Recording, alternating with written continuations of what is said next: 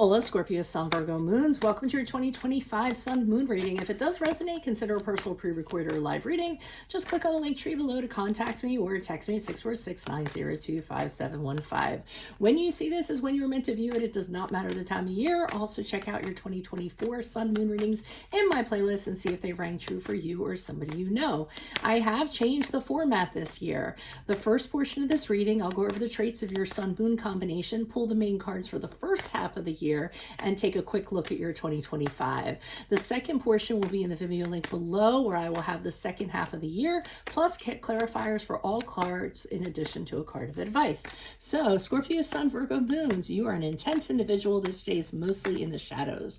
You have combined perception and intuition that makes you fly on every wall. Unfortunately, these traits can also cause you to be too fault-finding and critical. Perfectionism is your Achilles heel. When it comes to relationships, nobody realizes what they're in for when you sweep them up and envelop them. You can run hot and cold between emotional and cool, sexy and inhibited, dating and reserved. You're a mixed bag for your mate. A complex puzzle figuring you out could be the greatest satisfaction to some and a greater frustration to others. You're quite the detective with a busy mind. In fact, it might be hard to get a good night's sleep. Tending to be drawn to fields that require investigation or research, you're typically the best person for this job. It is important that you work in a structured and organized environment and nobody tells you what to do or that you're wrong. So let's get started. Holy Spirit, angels, divine guides, universe, can you please provide your truth, your wisdom, your clarity, and your insight for Scorpio, Sun, Virgo, Moons for the year 2025.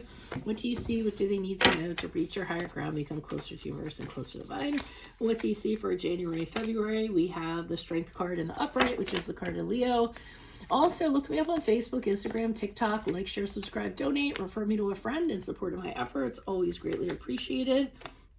March and April, we have the Death card in the upright, which is the card of Scorpio.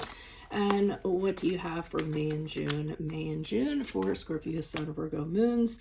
Okay, we have the Eight of Cups in the reverse. Okay, so I'm seeing a situation where you're really kind of getting your gumption to do something. I feel as though you're kind of gaining the confidence, you're gaining the momentum, and you're saying to yourself, I can do this. So you're really relying on your inner strength to make something happen. You're saying to yourself, you're talking to your inner insecurities that you have, and you're telling yourself, I'm going to persevere, I'm going to push through this, I'm going to get this job done. So I do feel like you're feeling very strong in that manner. And then in March and April, you go ahead and do it. With the Death card in the upright, you finalize something. So I feel like there's a major ending. You cut it off, major change, because it was kind of holding you down. You were stagnating. It wasn't doing very much for you. So I feel like you've let go of something that was very unhealthy, very toxic for you.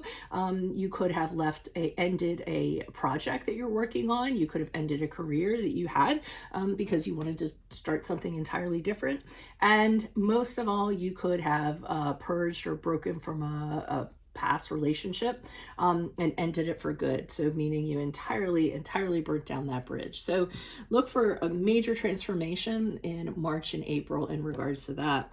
Now, the Eight of Cups in reverse has me kind of wondering who went back on their word or who went back on their decision. Because the Eight of Cups is when somebody returns back because they find out it wasn't as good as they thought it was out there, or they return back to somebody or a place because it feels very comfortable for them. It feels like it's home. Or somebody returns back because they haven't gotten closure. They haven't got the answers that they needed.